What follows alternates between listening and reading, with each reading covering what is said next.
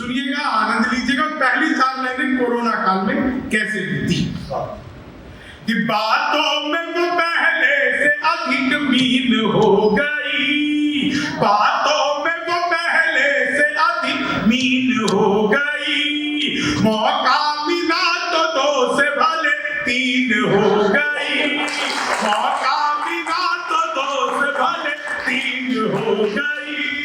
करते थे सैनिटाइज जिसे इश्क से अपने, करते थे सैनिटाइज जिसे इश्क से अपने, जाने वो किसके संग क्वारंटीन, करते थे सैनिटाइज जिसे इश्क से अपने, जाने वो किसके संग क्वारंटीन। तो साहब मामला सचमुच अद्भुत है। हमारा देश जितना अद्भुत है, दुनिया में और ऐसा देश है। मैं आपको सच बता रहा हूं, दुनिया में आप कहीं भी चले जाइए, मैं तो बिहार का रहने वाला हूं, यहाँ पे बहुत सारे बिहारी, इसमें पाटिल साहब हम बिहारियों की कोई गलती नहीं, सारा का सारा कसूर यहाँ के लोगों का। ये लोग बड़े बड़े पांडाल लगाते हैं, कीर्तन मंडली बुलाते हैं, फिर भजन करवाते हैं, राधे राधे जब वो चले आएंगे बिहारी, राधे राधे जब वो चले आएंगे बिहारी। अब कलयुग में वो बिहारी आ नहीं सकते, हमें ट्रेनों में ठुस ठुस कर आना पड़ता। तो हमारा तो मामला ही अभी कहते हैं बिहार के लोग टॉप करते हैं, करेंगे नहीं। एक आदमी को पास करवाने के लिए हमारा पूरा खानदान कहीं मंजिल तक पहुंच जाता है। हम नहीं तो कौन टॉप करेगा? टॉप कराना हमारे लिए लघु कुटीर उद्योग है, तो हम कभी भी कहीं पर भी कैसे भी टॉप कर सकते हैं, किसी भी विषय में टॉप कर सकते हैं। तो अपना तो किस्सा ही अद्भुत है। आजकल देश में तरह तरह के आंदोलन चल रहे हैं, तरह तरह की बातें चल रही है, अलग अलग जगह पे लोग अलग अलग तरह के काम कर रहे हैं। मैं 4 लाइनें आपको सुनाता हूं, आपके चेहरे पर मुस्कुराहटें फैल जाएगी, और उसके बाद जैसा आप लोग सुनेंगे, इस आनंद यात्रा को यकीन मानिए परमानंद तक ले जाने की क्षमता मेरे अंदर है, लेकिन मैं परमानंद तक पहुंचूं उसका आशीर्वाद आपके हाथों से, आपके तालियों से होकर गुजरता है। ये सारी टोन की कवियों को पता है ताली कैसे बजाई जाती है। हम बीच बीच में कुछ भी कह देंगे, आप ताली बजा देंगे, हम थोड़ी आपकी तारीफ कर देंगे, आप ताली बजा देंगे, हम थोड़ी और कोई इधर उधर की बात कह देंगे, ताली बजा देंगे। हर बात पे ताली नहीं बजानी चाहिए, आप में से कोई भी ताली बजाने वाला नहीं लगता। कई लोगों ने इस बात पर भी बजा दी, सर आदमी जल्दी में रहता है ना, सच बता रहा हूँ, आदमी बिहार का आदमी तो ऐसे भी है। मैं बैंक में गया, नोट जमा कराने लगा, तो कैशियर ने 2 नोट वापस कर दिए, बोला ये फटे हुए हैं, नहीं जमा होंगे। मैंने कहा मैं अपने खाते में करवा रहा हूँ, फटे हुए कराऊं, गले हुए कराऊं, इससे क्या मतलब है? अकाउंट तो मेरा है। तो बिहार का अद्भुत मामला है। इलेक्ट्रॉनिक शॉप में गया, मैंने पूछा ये टीवी कितने का दे रहे हो? बोले हम बिहारियों को टीवी नहीं देते। मैंने कहा तुझे कैसे पता लगा? बोले निकल यहाँ से। अगले दिन मैं सूट बूट हैट नकली पूछे, मैंने कहा ये टीवी कितने का दे रहे हो? बोला तुझे कल भी मना किया, हम बिहारियों को टीवी नहीं देते। अगले दिन मैं मुर्गा होके चला, मैंने कहा भाई यार ये टीवी कितने का दे रहे हो? बोला भाई साहब आपको 2 दिन से मना कर रहा हूं, हम बिहारियों को टीवी नहीं देते। मैंने कहा मत दे, लेकिन ये बता तुझे पता कैसे लगता है मैं बिहारी? बोला बेटा जिसे तू टीवी कह रहा है वो माइक्रोवेव है।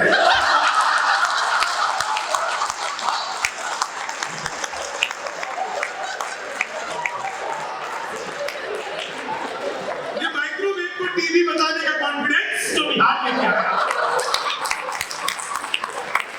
मोदी सीमा पार भेज दीजिए बिहारियों को। अच्छा दुनिया बड़ी खुश हो जाएगी, बोले चलो यार कुछ तो उधर कि मोदी सीमा पार भेज दीजिए बिहारियों को। दुनिया में कोई भी कलेश हो सर, दुनिया में, भारत की बात नहीं कर, उसके जड़ में जाना बिहारी मिलेगा। अभी अमेरिका में भी हुआ, कई लोग पकड़े गए, पता चला कि बिहार में पैदा हुआ। तो हमारा तो मामला अद्भुत है। और दुनिया में कोई भी अच्छा काम उसमें भी आपको बिहारी ही मिलेंगे। अपन पूरा बैलेंस करके चले, दोनों तरफ का मामला है। दुनिया में सबसे ज्यादा ईमानदार नेता लालू प्रसाद यादव, जिस जेल का उद्घाटन किया खुद उसमें बंद रहे। तो बैलेंस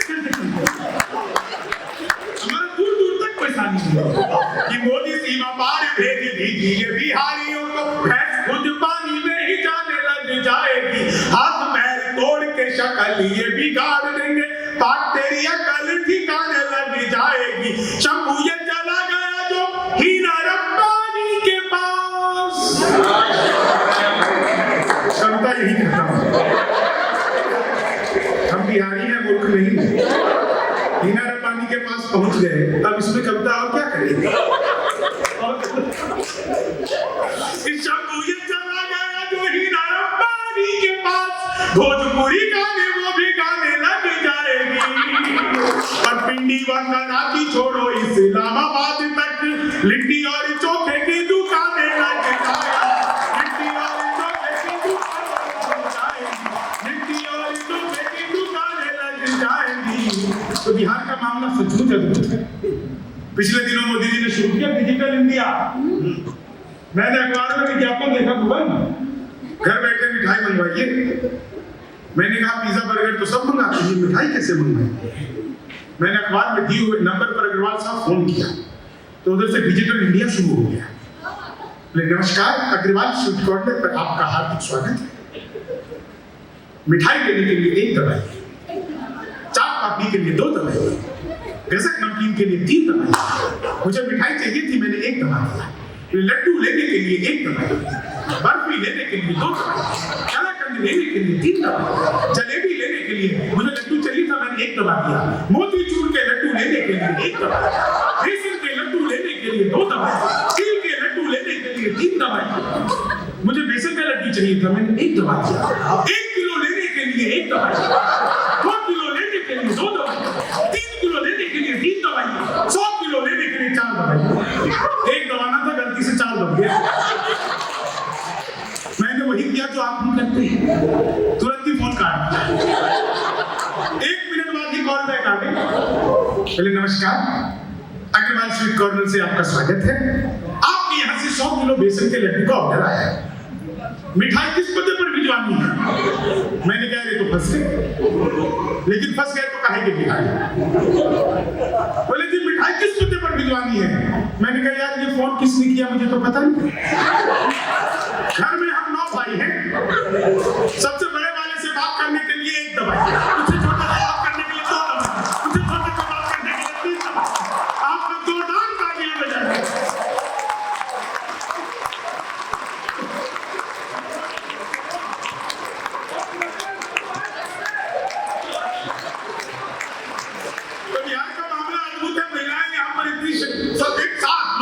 पहली बार मैं पुरुष और महिला दोनों को एक साथ हंसता हुआ देखकर जो खुशी महसूस कर रहा हूं, आप जानते नहीं है ये कितनी बड़ी खुशी है। नहीं तो आजकल पुरुष जो है शक्ति से बात हो गए। वो एक आदमी ऑफिस जाता था, महिला उसकी घर पे रहती थी, उसने फोन करके शक हुआ कि यार मेरे पेट मुझे कुछ गुल खिलाती है। हालांकि वो गमलों में पानी डालती थी, लेकिन उसको लगता था कि कुछ गुल खिलाता है। कई बार वो पानी डालना भूल जाता था तो पड़ोसी आकर के पानी डाल जाता था गमले में, लेकिन वो भूल जाता था कि गुल खिलाती है। तो उसने क्या करा साहब, एक बार ऑफिस से उसने 12 बजे फोन किया। कहाँ? बोली जी घर में। घर में हो, किचन में जाओ, मिक्सी चला के दिखाओ। उसने मिक्सी निकाला, चला दिया, घूम। अगले दिन 1 बजे फोन करते, कहाँ? घर में। घर में हो तो मिक्सी चला के दिखाओ, गुरु। अगले दिन 2 बजे, कहाँ हो? घर में हो। घर में हो तो मिक्सी चला के दिखाओ, गुरु। अगले दिन 4 बजे खुद ही पहुंच गया। तो सर्वेंट ने दरवाजा खोला, भाई साहब ने पूछा मेम साहब कहाँ? बोले क्या बताएं साहब, रोज सुबह 4 बजे मिक्सी लेके निकल जाती है।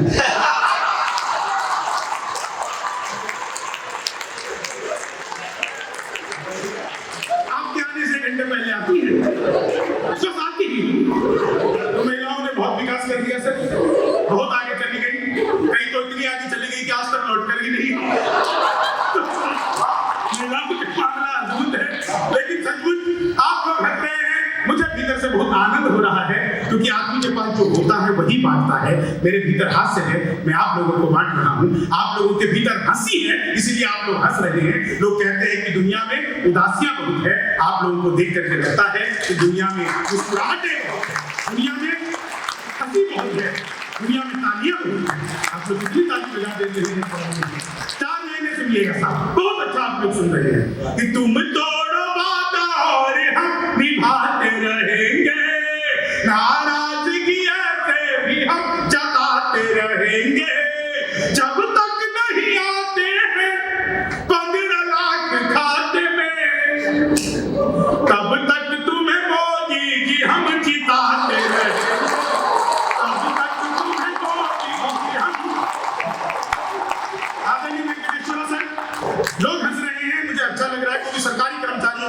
दुनिया का सबसे कठिन काम।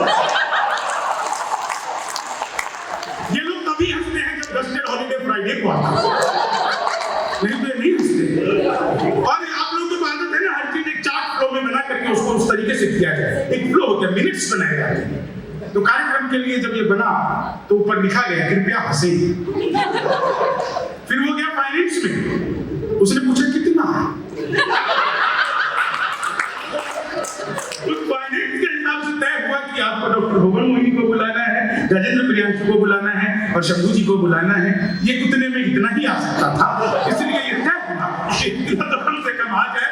लेकिन एक बेहतरीन बात यह है कि कोरोना काल के बाद जब ये लग रहा था कि जिंदगी कहीं ठहर सी गई है, ऐसे में आप लोगों ने जीवन को गति देने का जो काम किया, यह सचमुच अद्भुत है। 4 लाइन और सुनिएगा कि ख्वाबों में तेरे रंग कोई पिंक नहीं है और पास तेरे अपनी कोई थिंक नहीं है। राहुल को लगी ठंड तो मोदी ने ये कहा, आधार से रजाई तेरी लिंक नहीं है, आधार से रजाई तेरी लिंक नहीं है। भगवान मेरा साथ आप यूं भी निभाना, किस्मत के खेल में मुझे ऐसे ही जिताना। राहुल की तरह चाहे बीत जाए जवानी, लेकिन बुढ़ापे में अनूप जलोटा बनाना, लेकिन बुढ़ापे में अनूप जलोटा। ये प्रेम की कविता सुना रहे थे, ये पुरुष के प्रेम की बात कर रहे थे, क्योंकि उत्तर प्रदेश से आए हैं, नारी के प्रेम की बात नहीं कर सकते।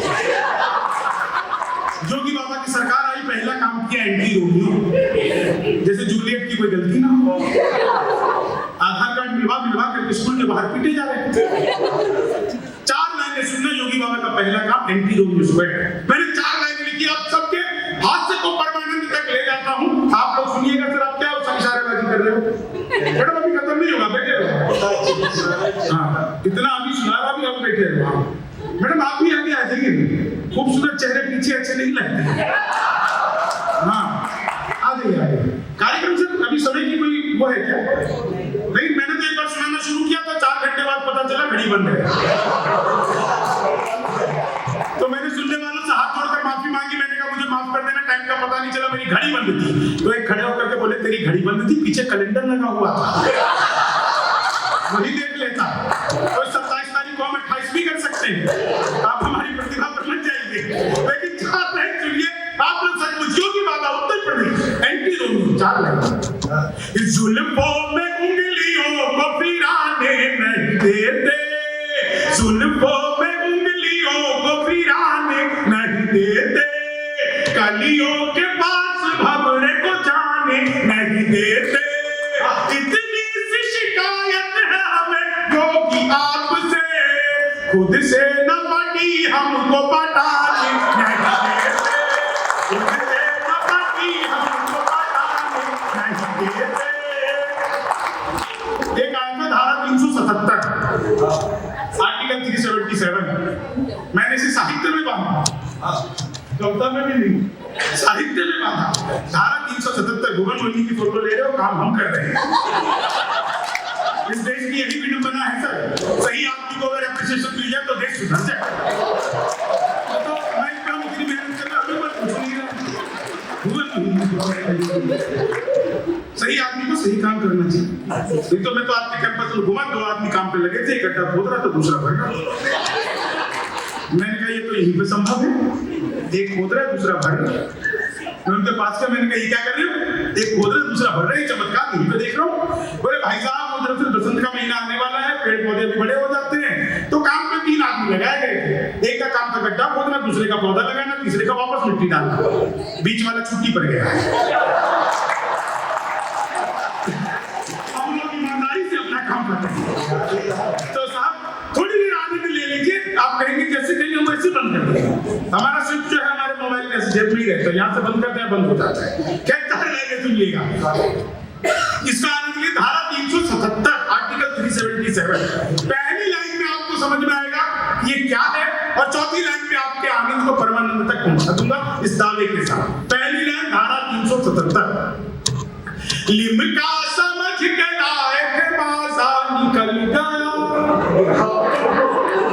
यही है आपकी गलती से लिमका समझ के लाए थे बाजा निकल गया, ताजे की थी तलाश तो बासा निकल गया, कानून का बगला खुली रिश्तों की हकीकत, चाची समझ के लाए थे चाचा निकल गया, चाची समझ के लाए थे, चीनी को जमा कर फिर से गन्ना बना दूं।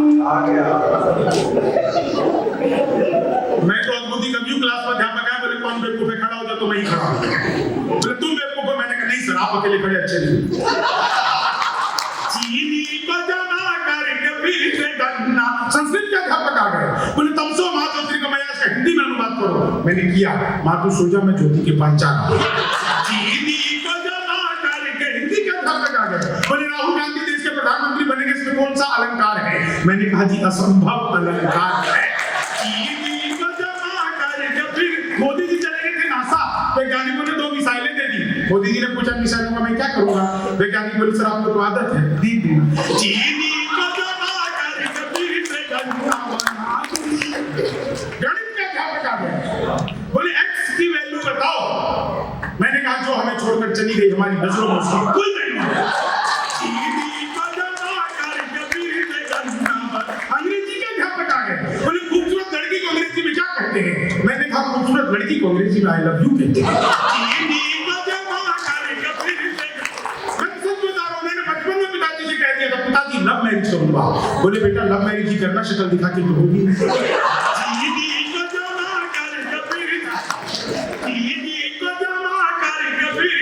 हिंदी का अध्यापक आ गए, बोले आमंत्रण और निमंत्रण में फर्क बताओ।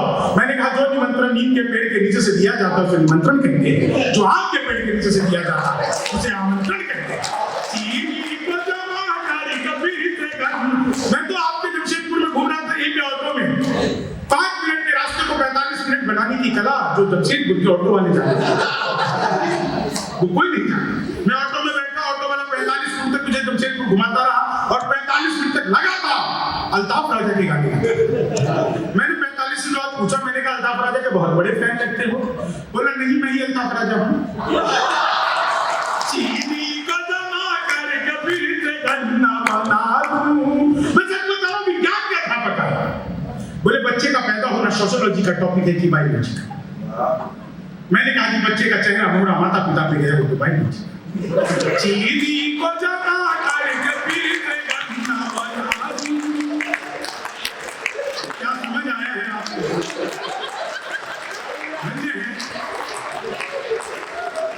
बात को देख करके मुझे याद है कि मोदी जी आए थे ना 8 नवंबर को, भाई और बहनों।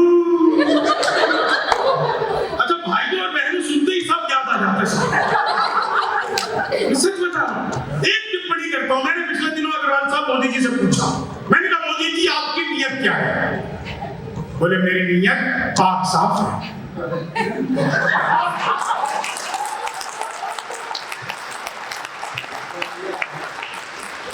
8 नवंबर को मोदी जी आए थे, भाइयों बहनों आज रात 12 बजे के बाद 1500 के पुराने नोट लीगल टेंडर नहीं रहेंगे। इतना सुनते ही पुरुष बड़े खुश। उन्हें आज क्यों मोदी जी किस दिन रात को 8 बजे आएंगे? मित्रों आज रात 12 बजे के बाद आपकी पुरानी शादियां लीगल टेंडर नहीं रहेंगी। इतना खुश हो रहे हो भोले भाले पुरुष। पार्टी आप तो जोर जोर से उछल उछल के ताली बजा रहे हैं। मत भूलिए वो नरेंद्र मोदी 1000 रुपए का लेके 2000 का वापस किया। आप 40 साल की जमा करवाने जाओ, 80 साल की थमा देगा। टीवी लेके जाओगे, दादी लेके लौटोगे।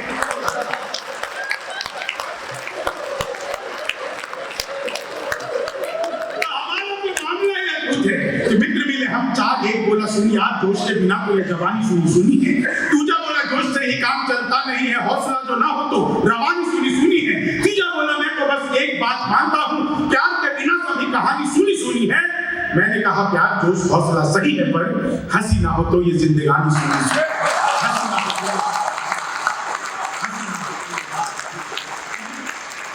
आप लोगों ने बहुत बेहतरीन सुना, बहुत शानदार सुना।